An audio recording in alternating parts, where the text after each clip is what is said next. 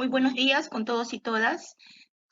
El tema, el que se ha programado para 3 sesiones, es parto distóxico. Cuando hablamos de parto distóxico o de distosia, entendemos parto difícil, parto complicado, y esta complicación se va a dar por los factores del parto. Si bien esto tiene aspectos teóricos, pero el manejo es a través de procedimientos y toma de decisiones. Les decía que las distocias se pueden dar por los factores de parto. Entiéndase por factores de parto quienes intervienen para que se dé un parto vaginal. Tenemos al feto o pasajero o móvil, tenemos la pelvis o el conducto, el canal, y tenemos el motor, que es la dinámica uterina. Tiene que haber una armonía entre estos 3 factores del parto para que se dé el parto vaginal. Si hay problemas con el feto, por ejemplo, es un feto macrosómico, así la pelvis sea adecuada, la dinámica sea adecuada, es posible que no se dé un parto vaginal. Si el feto está deflexionado, si el feto está en transverso, no se va a poder dar un parto vaginal. Si el problema es la pelvis, así haya buena dinámica y el feto esté bien colocado y se trata de una pelvis estrecha, no se va a poder dar el parto vaginal. Diferente es cuando es la dinámica la que está fallando. La dinámica sí podemos manejarla a través de la estimulación con oxitocina por un tiempo determinado. Si no mejora el proceso, también tendría que ir hacia una cesárea, ¿no? Entonces, cuando nosotros detectamos alteraciones a través por el feto o por la pelvis, muchas veces no se puede ya mejorar esto. La idea es diagnosticar para la toma de decisiones. Lo que sí podemos trabajar es la hipodinamia uterina. En este caso vamos a revisar al feto. Tenemos una gestante, le vemos el abdomen crecido, el útero crecido, quizás a término cuando llega ya la emergencia, y mientras no toquemos a través de las maniobras de Leopold, no vamos a poder determinar cómo está colocado este feto. Si está longitudinal, si está encefálico, transverso, podálico, derecho o izquierdo. Tenemos que tocar. El abdomen, el vientre uterino es como una cajita de Pandora, ¿sí? Podemos tener sorpresas. Entonces, algo básico que nos enseñaron en el pregrado y tenemos que perfeccionarlo porque son actividades que se realizan todos los días cuando evaluamos a gestantes, son las maniobras de Leopold. Esta primera maniobra y la segunda y la tercera, nosotros tenemos que colocarnos, si bien es cierto, al lado derecho de la madre, si somos diestros, lo hacemos en sentido como si estuviéramos mirando a la cara de la mamá. La cuarta maniobra, cambiamos nosotros nuestra orientación y es como si miráramos hacia los pies de la gestante. En esta primera maniobra, que es la más sencilla, lo único que hacemos es tocar el fondo uterino. Nada más, sin manipular mucho. Juntamos nuestras manos a nivel del fondo uterino, deprimimos levemente este fondo para estar seguros que estamos en el fondo uterino. Esta primera maniobra nos va a servir para determinar la situación fetal. ¿Cómo está colocado el feto? A lo largo de la mamá coincide con el eje longitudinal de la mamá.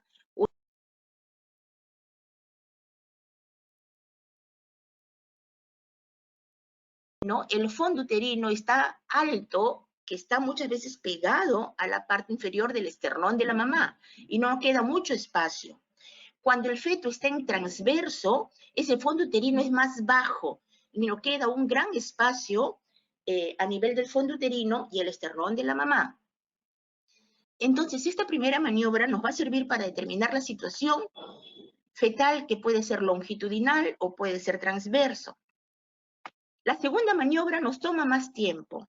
Con la segunda maniobra, cogemos uno de los flancos maternos, presionamos, empujamos ligeramente y con la otra mano, con los pulpejos de dedo de la otra mano, recorremos toda esa mitad de abdomen, de arriba hasta abajo. a fin de poder percibir, sentir con nuestros dedos si estamos tocando en una estructura uniforme, dura, que debería ser el dorso fetal, o estamos tocando partes pequeñas, que serían los miembros, las partes fetales. Cambiamos de mano y hacemos lo mismo el otro lado. La parte más uniforme sería el dorso fetal, y es ahí donde vamos a ocultar los latidos fetales. Esta segunda maniobra nos sirve para determinar posición fetal, que puede ser derecha o izquierda. La tercera maniobra se realiza con la mano inferior, como lo ven, para poder determinar la presentación. Sobre la sínfisis del pubis, abrimos nuestros dedos en C. Por un lado tenemos el pulgar y por otro lado tenemos los 4 otros dedos, y tratamos de coger el polo que está sobre el estrecho superior de la pelvis.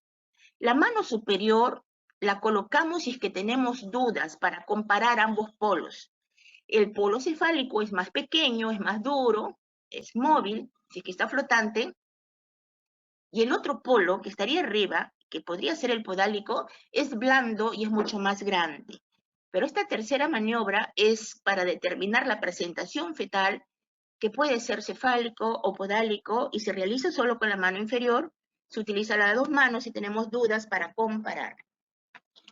La cuarta maniobra, que ya mire, cambiamos la orientación de nuestra mirada hacia los pies de la mamá, juntamos nuestras manos, vamos bajando a nivel del estrecho superior, intentamos juntar nuestros dedos. Si nuestros dedos se juntan y a la vez podemos elevar la presentación, significaría que la presentación aún no ha ingresado a pelvis, está flotante.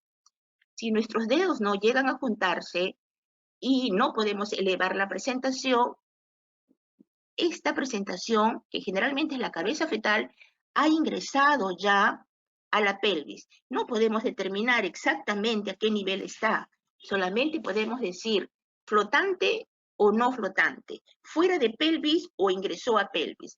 Para poder determinar a qué altura en realidad se encuentra la cabeza fetal, para eso realizamos el tacto vaginal a través de los planos de Hosch o de Lee. Esta cuarta maniobra entonces nos sirve para de alguna manera determinar el grado de encajamiento de la cabeza fetal. Entonces miren, los aspectos teóricos, que son bien cortitos, de situación fetal,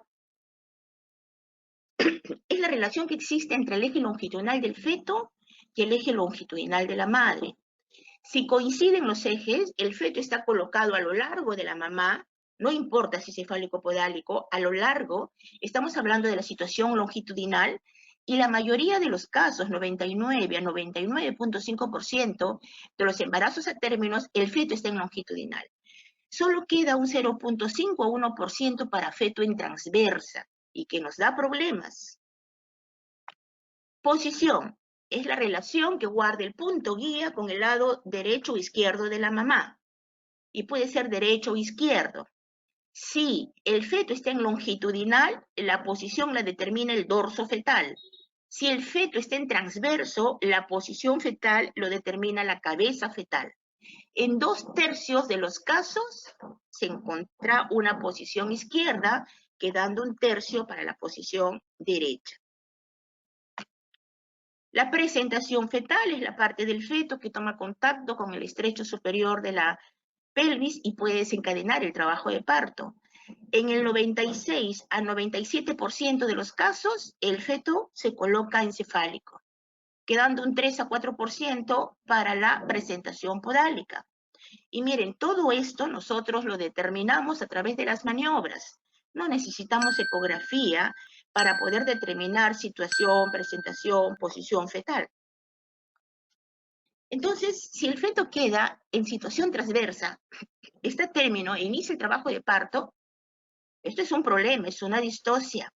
Y el feto puede estar colocado, como en la primera imagen, con el dorso inferior, o puede estar colocado con el dorso superior. Estando en dorso superior, da mayores complicaciones. En ninguno de los casos van a ser vía vaginal, pero el dorso superior se complica porque, si ustedes ven, en la parte inferior queda espacio libre.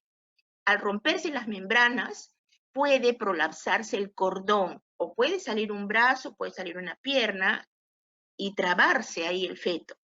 En cambio, cuando el feto está colocado con la situación transversa y con el dorso inferior, el dorso del bebé va a obstruir, a tapar en realidad el canal pélvico y no va a permitir que se prolapse el cordón ni los miembros del feto. Pero en ambos casos es para cesárea. ¿Qué motiva que el feto quede en transverso, debiendo colocarse en longitudinal y encefálico? Esta situación transversa, que solamente 0.5 o 1% de los casos y que ocasionan problemas serios, tiene que ver con factores que dificultan que el feto encaje. La placenta previa, malformaciones fetales como la hidrocefalia, estrechez pélvica, feto muerto, blando, que ya no permite la acción pasiva que tiene el feto en el mecanismo de parto. O de repente que el feto se mueva demasiado porque tiene mucho líquido, el útero está muy relajado en grandes multíparas, o también el bebé es muy pequeño. O algunos otros obstáculos a la motilidad fetal intrauterina, malformaciones uterinas, gestación múltiple, tumores o cicatrices que deforman la cavidad uterina y cordón corto. Siempre hay un porqué del feto se quede en situación transversa. Observamos, a simple vista, miramos y vemos un vientre muy ancho en sentido transversal y corto en sentido longitudinal, con una altura, un fondo uterino chato. Palpamos, hacemos las maniobras de Leopold y vamos a determinar que la cabeza fetal está en uno de los costados, no está abajo, no está arriba. Auscultamos. Los latidos fetales se pueden encontrar a nivel inferior o a nivel superior, dependiendo cómo está ubicado el dorso. Y finalmente, si hubiera dudas o estuviéramos ante un embarazo múltiple, ¿no? Que ahí sí se complica la cosa, bueno, accedemos a la ecografía para poder determinar exactamente cómo están colocados los fetos. Esta situación transversa nos da complicaciones. Si no se ha determinado que el feto esté en transversa y se le deja evolucionar espontáneamente el trabajo de parto, en un momento tenemos el parto obstruido, no sigue adelante, porque no va a poder nacer vía vaginal. Si se insiste, como ha habido en algunos casos en zonas muy alejadas, ¿no? Donde a veces se ponen en manos de parteras, ¿no? Y no identifican que el feto está en transversa, puede haber rotura uterina con hemorragia seria y muerte de la mamá y del bebé. O puede prolapsarse el cordón. O como en las imágenes, miren, por la dinámica uterina, intenta el feto de todas maneras descender y se traba. Sale un brazo, se encaja entre cabeza y miembro superior y no sigue el proceso de parto. El manejo de parto, una vez hecho el diagnóstico de un feto en transversa, si estamos en zona alejada, es referir a la paciente a nivel hospitalario para que le practiquen la cesárea. No se debe realizar la versión externa ni interna. Si pensamos o diagnosticamos que el feto está en transverso, el hecho de querer colocar al feto de cabeza a través de maniobras externas, sobando al feto, empujando al feto, podemos ocasionar desprendimiento prematuro de placenta, con hemorragia, muerte fetal y probablemente muerte materna si no hay una ayuda inmediata. La versión interna, ¿qué significaría? Introducir nuestra mano a nivel del útero, coger el pie del bebé y sacarlo en podálico. Esto solo la literatura señala que podría hacerse en un segundo feto de un embarazo a término. Nació el primero, el segundo no desciende ahí, y esto se llama gran extracción podálica del segundo gemelo. Actualmente yo les digo, ya los profesionales no se atreven a hacer esto, por lesiones que puedan ocasionar el feto y complicaciones mismas en la mamá. Y aquí tenemos, a ver, una autoevaluación. Ustedes pueden irse respondiendo a sí mismos, ¿no? No sé si lo podrán escribir. ¿Con qué maniobra de Leopold se determina la posición fetal? Tenemos la primera, segunda, tercera maniobra.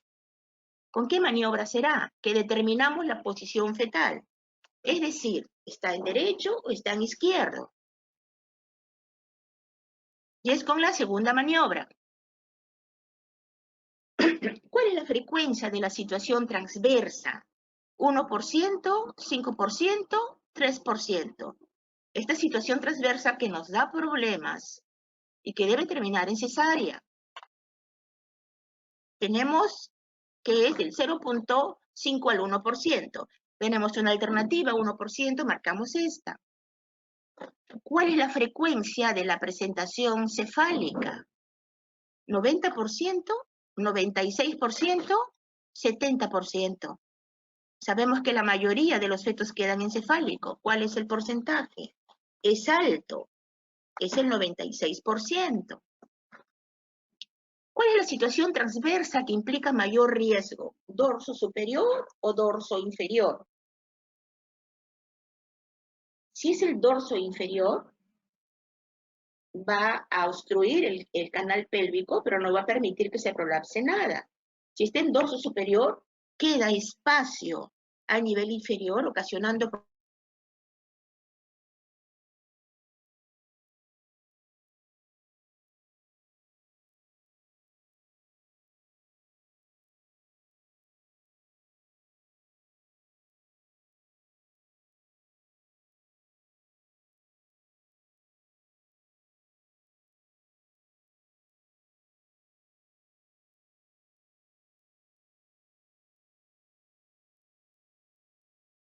o que el bebé sea muy pequeño. Aquí la respuesta es más frecuente en prematuros. ¿Sí? Espero que se hayan respondido bien, porque esta es una autoevaluación. Continuamos. El hecho de que el bebé atraviese el canal pélvico a través de las estructuras de la pelvis es todo un proceso reconocido como mecanismo del parto o movimientos cardinales del feto. No es que el feto se coloca de cabecita sobre el estrecho superior y la mamá debe de pujar y el bebé va a salir así como está. No, el bebé hace una serie de movimientos, de flexiones y de rotaciones. Y hay una mnemotecnia que es el adrere. Como ven ustedes, la primera letra de cada oración, de cada movimiento, adrere. La A, acomodación al estrecho superior. Estando ya a término un feto que puede estar oblicuo, se coloca directamente sobre el estrecho superior, posa su cabecita sobre el estrecho superior, no encaja, está flotante aún, pero ya se coloca. Todavía no empieza el trabajo de parto. La D, en forma simultánea, dependiendo si es multípara o primípara, el feto desciende, ingresa al canal pélvico, flexiona su cabecita, que inicialmente estaba en actitud indiferente, y encaja. Vamos a definir qué significa encajamiento. Las primíparas, las que van a parir por primera vez, en teoría señala que estas gestantes pueden incluso encajar la cabeza fetal antes del trabajo de parto. En cambio, en las multíparas se da en forma simultánea. La presentación puede estar alta y en pleno trabajo de parto desciende, flexiona y encaja y todo lo hace simultáneamente. Eso ya es trabajo de parto. Luego viene la rotación interna, que la vamos a revisar, la extensión, la rotación externa y finalmente la expulsión. La acomodación es entonces que estando el feto ya a término, posa su cabeza sobre el estrecho superior de la pelvis, aunque no desciende aún. Luego viene el descenso. En nulíparas, el encajamiento puede ocurrir antes del inicio del trabajo de parto y tal vez no haya descenso adicional hasta el expulsivo. En multíparas, el descenso suele iniciarse con el encajamiento. Desciende la cabecita gradualmente a través de la pelvis. Luego viene la flexión. Miren ustedes, cuando el feto se posa sobre el estrecho superior de la pelvis, tiene esta actitud. El feto está con el cuerpo prácticamente recto y la cabecita está en actitud militar, en actitud indiferente, le llamamos. Y aquí ofrece un diámetro que le denominamos occipito frontal, de la parte más prominente del occipito hacia la frente, y mide 12 centímetros. Y los diámetros pélvicos miden 10.5 a 11. Entonces esta cabeza tiene que acomodarse. ¿Y cómo se acomoda? Flexionando la cabecita. Encoge la cabecita, encoge el cuerpo también, y aquí te ofrece otro diámetro. Este diámetro es el suboccipito bregmático, la parte inferior del occipital suboccipito hacia la fontanela mayor. Y te ofrece un diámetro de 9.5 centímetros. Este sí puede pasar fácilmente por los diámetros pélvicos. Una vez que flexiona la cabeza y que reduce sus diámetros, va a seguir descendiendo y va a encajar. Se define encajamiento cuando el diámetro biparietal del feto ya está más abajo que el estrecho superior de la pelvis y la parte más baja de la cabecita fetal se encuentra a nivel de las espinas isquiáticas, 0 según Delis y tercer plano de Hoche. En pleno expulsivo ya, con dilatación completa, en una presentación normal de vértice, lo que hace el feto es rotar su fontanela menor y colocarla debajo del pubis, occipito púbica. Y de esta manera, si ha estado en izquierda, rotó hasta colocarse a las 12, como si esto fuera un reloj. Si está en derecha, rotó hasta colocarse a las 12, de igual manera. Y es ahí recién que ya debe de continuar con la extensión, con la salida de la cabecita. ¿En qué momento se da esta rotación externa? En pleno expulsivo, con presentación profundamente encajada en +3, +4, es decir, podemos ver cómo la cabecita está rotando, se observa. Luego viene la extensión, que es como si el feto se zambulle debajo, ¿verdad?, del pubis con su cabecita y logra luego levantar la cabecita y salir. Tiene que pasar esto, es la extensión. Terminada la rotación interna, la cabeza fetal muy flexionada llega a la vulva y empieza ya a deflexionarse la cabecita, a salir. Y cuando se atiende el parto, nosotros observamos que se ven los ojitos, sale la nariz, sale la boquita, sale el mentón, salió toda la cabecita ya. Completó la extensión. Una vez que sale la cabecita, en forma espontánea, aquí se cometen muchos errores. Sale la cabecita e intentamos rotar la cabeza. La cabeza no la rotamos nosotros manualmente. El feto rota espontáneamente, no solo su cabeza, sino todo su cuerpo. Si nosotros rotamos la cabeza, su cuerpo no ha rotado, vamos a tener problemas porque los hombros no van a poder salir y vamos a traccionar innecesariamente, pudiendo dañar al bebé. Entonces, una vez que ya saca la cabecita y el bebé sale mirando hacia abajo, en una presentación de vértice normal, con calma, sin separarnos de la cabecita fetal, con calma, cogemos una gasita, retiramos lo que haya sobre la carita del bebé, retiramos porque puede haber coágulos, puede haber secreciones, retiramos con una gasa y introducimos nuestros dedos a través del cuello fetal a ver si hay circular de cordón. En estos segundos que hemos limpiado la carita y buscamos por el cuello fetal circular de cordón, el feto rota solo. Si inicialmente era izquierdo, igual se coloca a la izquierda. Si era derecha, se coloca a la derecha. Recordemos que esta rotación externa o restitución, el feto lo debe hacer en forma espontánea. Una vez que ya el feto se colocó de costado, viene la expulsión. Primero nace el hombro anterior. Para eso, cuando estamos atendiendo el parto, cogemos suavemente los parietales, una mano arriba, la otra abajo de la cabecita, y ligeramente lo guiamos. Pero yo les digo, si no hay ningún obstáculo, si nosotros no tocáramos, el bebé igual nace solo, nace solo. Las maniobras deben de darse solamente cuando hay distocias Por ejemplo, distocias de hombro, que es un tema que también lo vamos a revisar. Entonces, suavemente debe nacer el hombro anterior. Estamos cogiendo la cabecita, elevamos suavemente y sale el hombro posterior y luego tenemos a nuestro bebé. Entonces, hay que reconocer que el feto realiza una serie de movimientos dentro del útero en pleno trabajo de parto. No es que el bebé salga directamente así como está.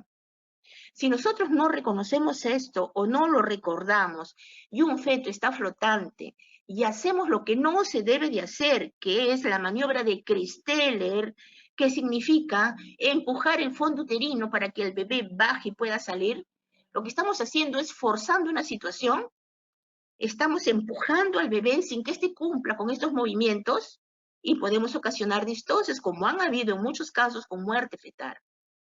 Reconocer que el feto tiene sus propios movimientos y hay que respetarlo. Una cosa es parir y otra cosa es nacer. Cuando decimos parir, nos referimos a la madre, las contracciones uterinas de la madre, el esfuerzo que puede hacer la madre. Y cuando decimos nacer, nos referimos al feto, al bebé, que es un protagonista también y a veces nos olvidamos del bebé y forzamos la situación. La situación debe ser espontánea.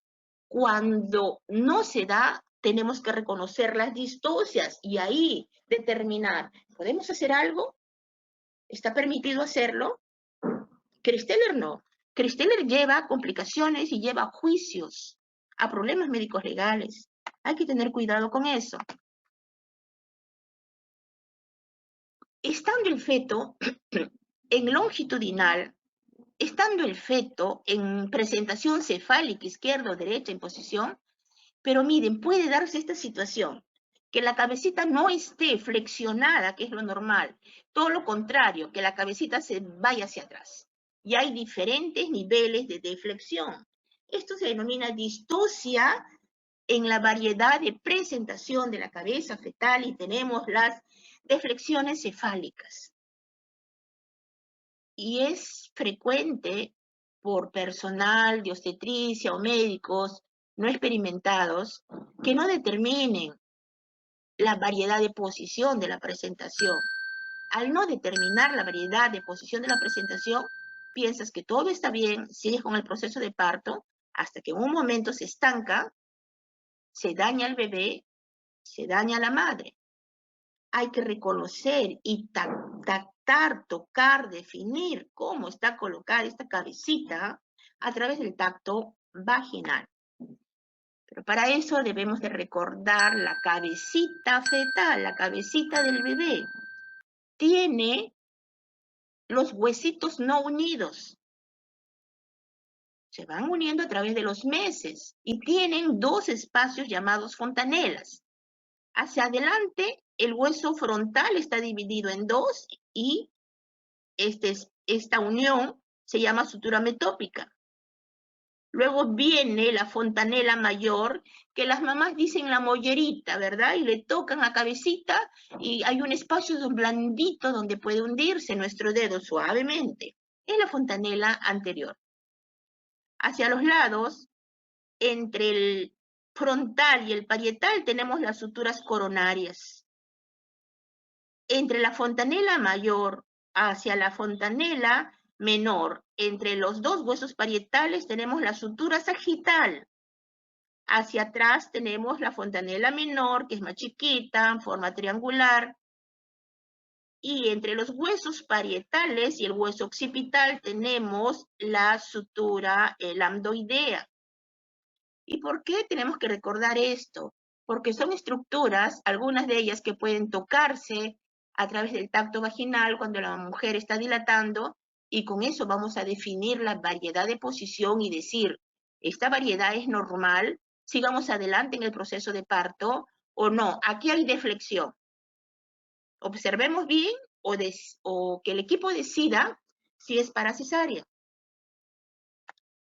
Tenemos esto también, que son los diámetros. Aquí hay aspectos teóricos que tenemos que saberlo para que luego en la práctica tomemos la decisión. Tenemos en verde lo que acabo de colocar, un diámetro que va de la parte inferior del occipital hacia el bregma, y es el suboccipito bregmático, que mide 9.5 centímetros. Tenemos otro diámetro que va desde el occipital hacia la parte inferior de la frente, es el occipito frontal, que mide 12 centímetros. Tenemos un diámetro que va de la parte superior del occipital, la parte más prominente, hasta el mentón, que es el occipito mentoniano, que mide 13.5 centímetros.